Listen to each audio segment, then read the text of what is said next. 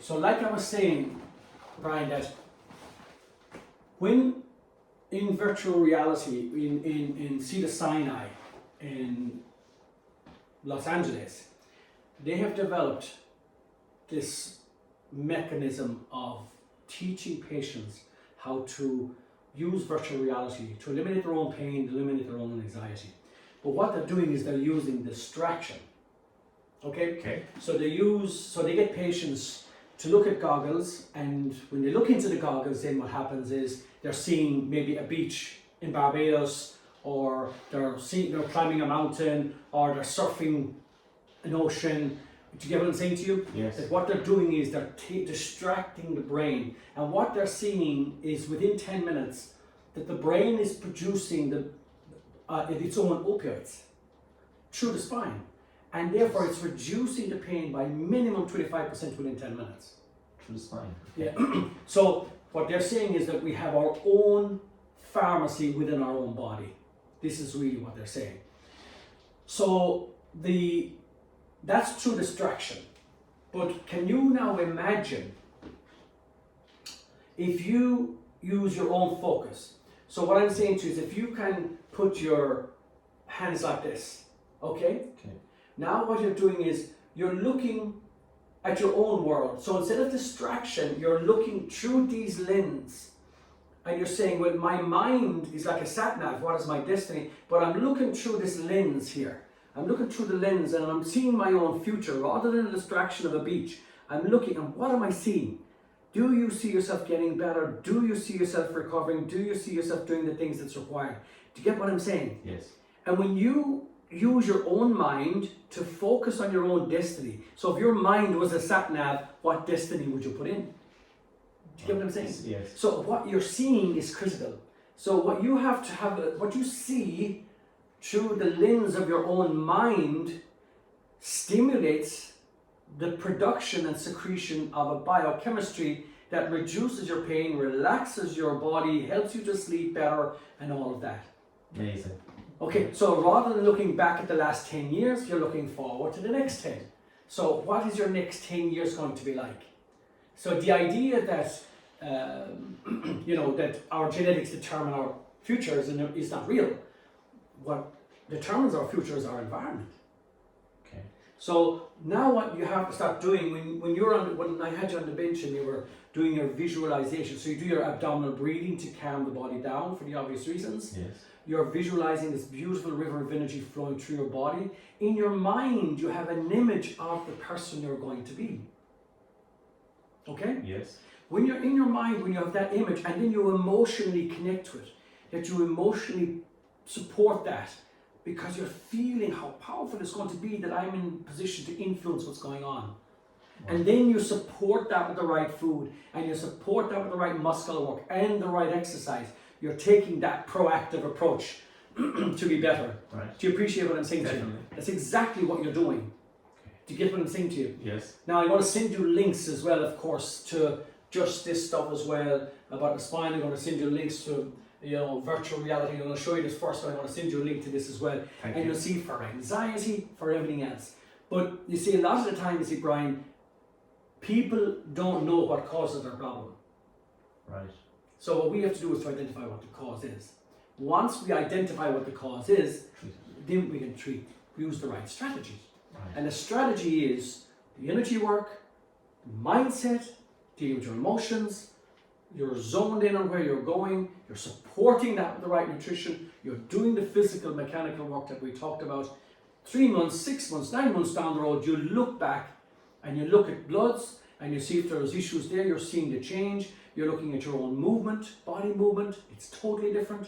Right. Do you appreciate what I'm saying to you? Yes. Because what you don't want to do is find yourself in a situation, like if you're predisposed, or if I'm predisposed to Alzheimer's, dementia, for example. Right. So if you or I are predisposed to cardiovascular disease, Right. well, let's not wait until it happens. Be proactive. Correct. Thank Be proactive. If there are issues there now, let's reverse them.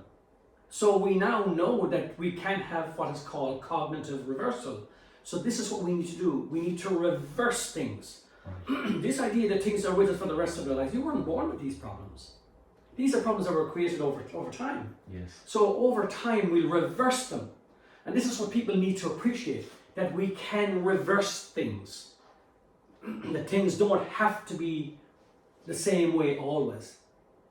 So we're seeing the research now in brain health, in cognitive reversal, because now we can identify problems in the brain like amyloid plaque or anything like that that causes dementia or Alzheimer's. That can be seen 30, 40 years earlier. Right. So we do all of the screening for the bowel, we do all of the screening for the breasts, we do all the screening for the ovaries, we all the screening for prostate, all of these types of cancers, and we never screen the brain. We wait till somebody gets a stroke or somebody gets a bleed or somebody gets build-up amyloid plaque and gets dementia, memory issue, and then we're trying to fix the problem. It's too late then. So true. Too late. So what we're saying is the brain is the biggest vascular organ of your body.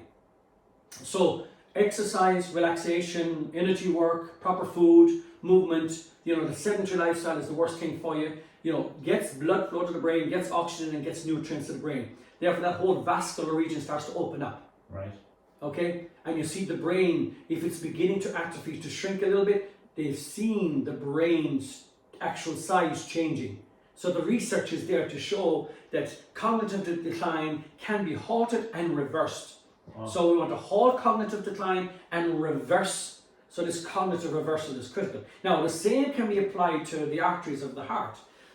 Okay, so again, can one reverse arterial damage, maybe it's build-up of plaque or whatever? Absolutely, the research says that, because when we're stressed, we're producing homocysteine, high levels of homocysteine. Right. Homocysteine is an amino acid. It damages the smooth muscles of the arteries.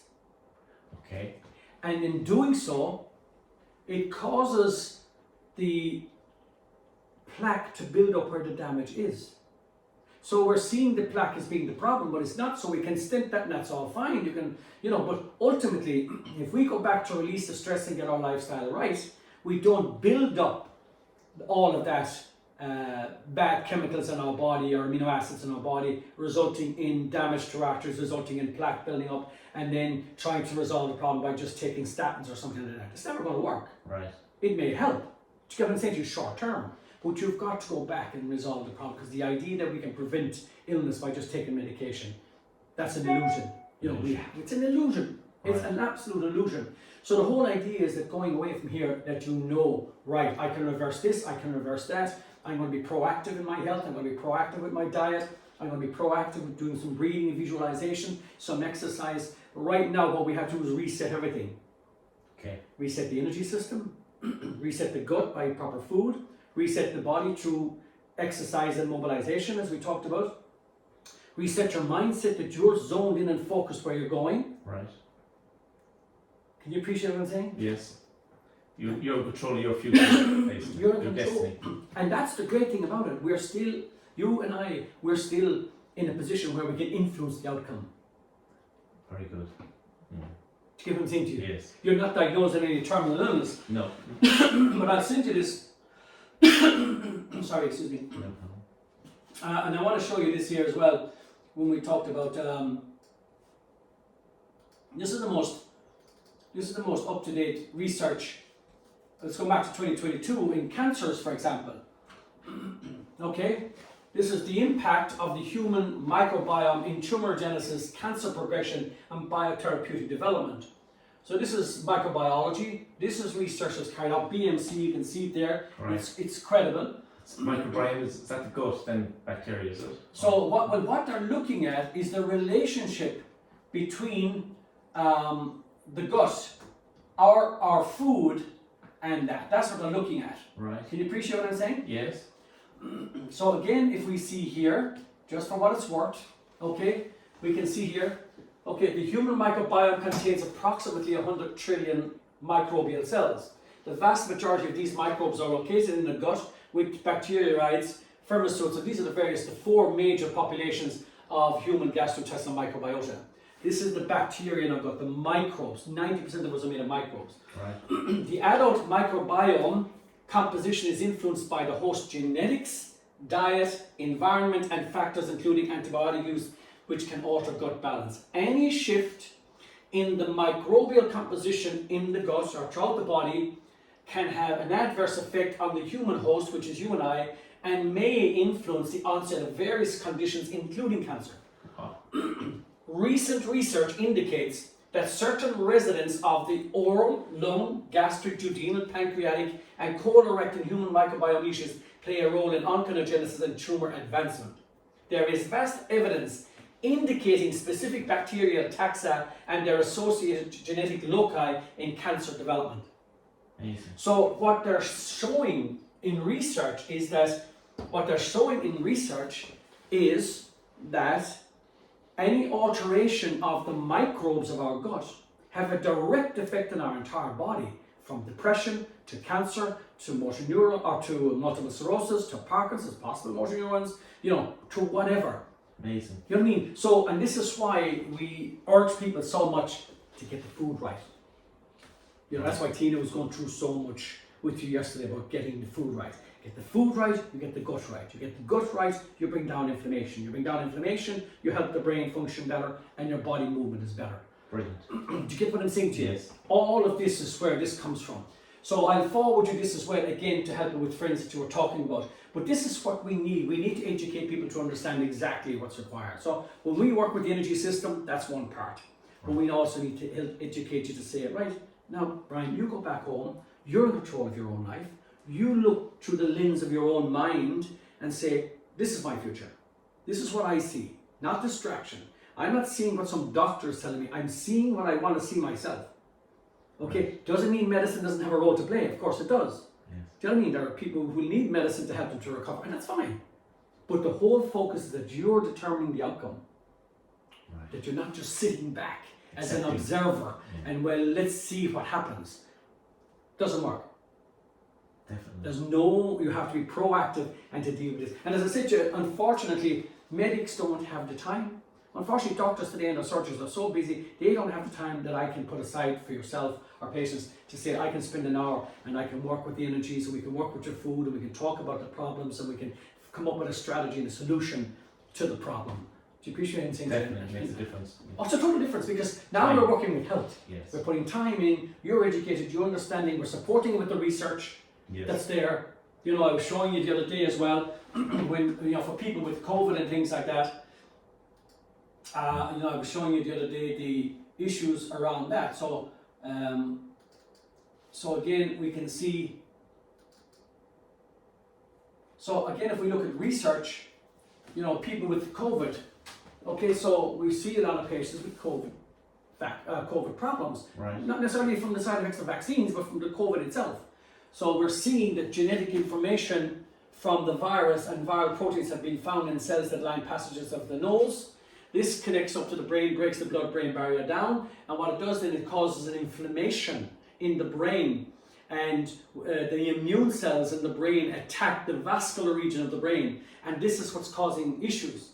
And of course, as we can see here, like I showed you, 3 months, 8 months later, another study found genetic material from the virus in patients' brains almost 8 months in patients' brains. And this is what's causing concentration and focus issues and dizziness and balance problems because it's affecting the different centers of the brain. And of course, this is what, so of course, if it gets to the brain, neurons project into the lining and the virus can travel through them into the brain areas that control breathing and heart rate. So we're seeing a lot of breathing problems and heart rate issues associated with the COVID virus. Amazing. Do you know what I'm saying? Yes. But again, this research is not getting out there. People don't understand what's happening. No, they don't. Knowledge is key, really, isn't it? Knowledge is the key, because if you have the knowledge and you understand it, then we can put a strategy into place. So true. Do you get what I'm saying? This is how it works. Studies of long COVID patients with cognitive problems found signs of immune system cells found from blood vessels walls had moved into the brain. These cells are not supposed to be in that organ and can cause damaging inflammation there. Patients without cognitive difficulties had lower levels of this unusual immune activity. So the whole idea is that it's all about immune response. Yes. Everything is all about your immune system. If your immune system is on a heightened alert, we call this an autoimmune problem. If it's producing too much inflammation, so technically you can regard it as an autoimmune condition. But it's not. What it really is, it's an immune system problem. people focus on the virus, but what we need to focus is on the immune system. So again, with the energy work, with the right food, with the right mental perspective of things, and the emotional stress release techniques that we've showed you, Yes. the exercise, we're reversing the immune system back into its natural state, dampening down everything. It's amazing. Yes. And you think, then you start, God, my mind is getting clearer. My concentration is getting better. I focus easier. I'm not as tired as I was. This is what you're going to see over the next couple of months now. You're going to see this starting to happen for yourself. Brilliant. But it's amazing, Brian, that the things that I said to you, people aren't given this knowledge. They're just not given. It's not out there at all. No, they're not given the information. So I'll just let you look at this last Patients one. to escape a jail cell of a hospital. A lot of people think of VR as just simply gaming and entertainment.